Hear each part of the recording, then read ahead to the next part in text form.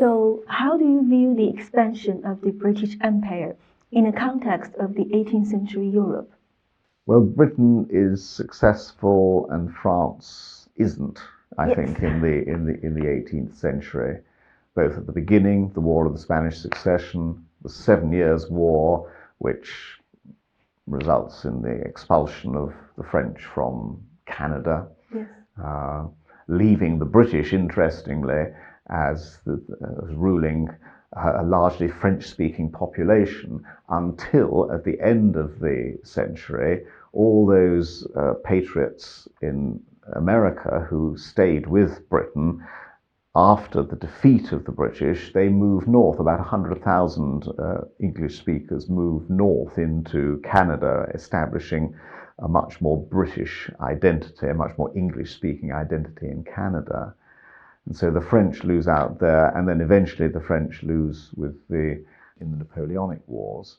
So I think Britain's established itself as a great power, and it's very well suited to doing that because of its cultural and constitutional development.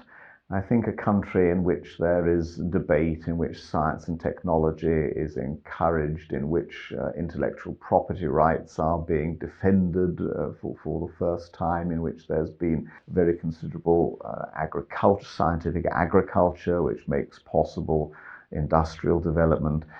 All of these things contribute to providing the support that makes it possible for an empire which has worldwide reach to develop. Yes.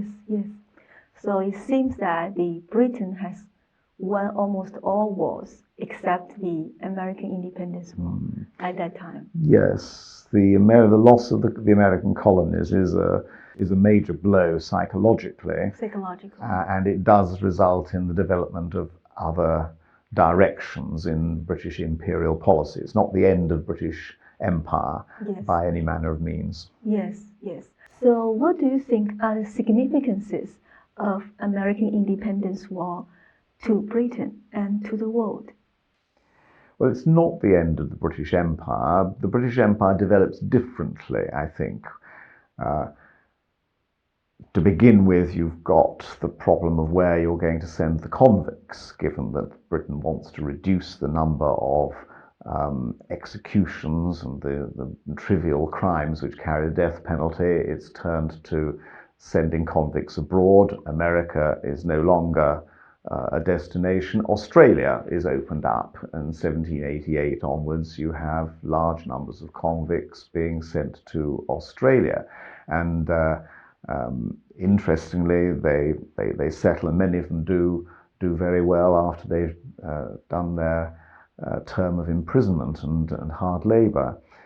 I don't think that British governments were keen to be seeking colonies in many places. What they wanted was the benefits of trade. The British never wanted to take control of China as a colony, for example. What they wanted was trade.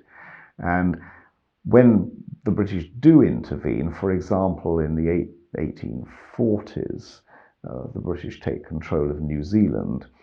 One of the reasons is that they don't want somebody else to take control of it. It's, as it were, empire in order to prevent somebody else taking control and gaining the economic benefits of that control.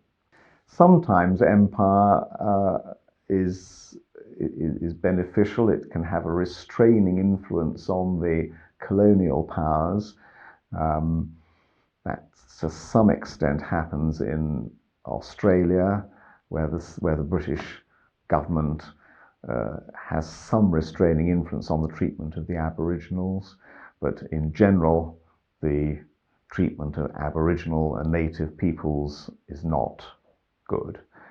If you're looking at the end of the British control of the American colonies, it's interesting to reflect that the American colonies declared independence with all this talk about liberty, but there wasn't any liberty for the 400,000 black slaves in America. Indeed, Jefferson, the writer of the Declaration of Independence had about 200 black slaves in Virginia, of whom he only, I think, ever liberated, gave freedom to about 10 or less than 10 of them. So there was a sort of double standard, I think, about the American colonies, and it takes up until the 1860s before you get the emancipation of slaves in America, whereas in 1807 that has happened in the British Parliament. Yes, yes. And another significance of the American Independence War, I think, is the birth of a superpower country which is in the 20th century or 21st century. You mean the American superpower or the British superpower? The American superpower. Yes, though that's a long way to go, a very long way to go, because American isolationism is what characterizes American policy in the 19th century from the Monroe Doctrine onwards, and the Americans just don't want anything to do with Europe. And I think that we have to remember that this American sort of interference in the rest of the world, or American interest in the rest of the world, is quite a modern thing. It's only in 1917 that President Woodrow Wilson is prepared to send America to war, to a European war, and after that war is over, America retreats back into isolation, refuses to join the League of Nations, refuses to sign the Treaty of Versailles, and is only brought back into world affairs as a result of Pearl Harbor in 1941. So all of that development comes much, much later. It's really 1941 onwards that we have an America which is utterly involved in the rest of the world. Yes. Yes, and the American Independence War sets the foundation for a country which is inherited from the British tradition, but which is very different from it. I think that's right. The shared language and the shared commitment to very different kinds of democracy. I mean, American democracy and British democracy work in very different ways, partly because of the size of America. That shared belief in democracy and the shared language are important. It makes them very natural allies. One of the striking things before 1914 is that the escalation of tension that leads to the First World War is in particular an escalation of naval rivalry between Britain and Germany.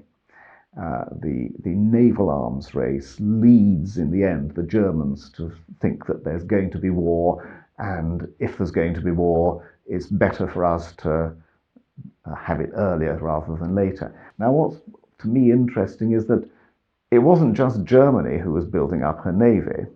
It was America. The American navy was vastly increasing in size, and yet that wasn't something that bothered the British very much. And if you ask, well, why not? Weren't the Americans now rivaling the British in naval terms, and could not that be a threat to the British Empire? Why didn't the British turn against the Americans before the First World War? And I think the answer has to be in terms of ideology. It's in terms of the British and Americans' shared values, whereas the perception of Germany was that it was a military dictatorship, and it was militarism was dangerous. Yes. They have the same root, actually, we can say that. So, despite the American Revolution, yes, Britain and America have a great deal in common. Yes. And right up to the present day, or maybe not quite to the present day, but the special relationship between them is grounded in language and culture. Political culture. Yes, yes. Thank you very much, Dr. Bach.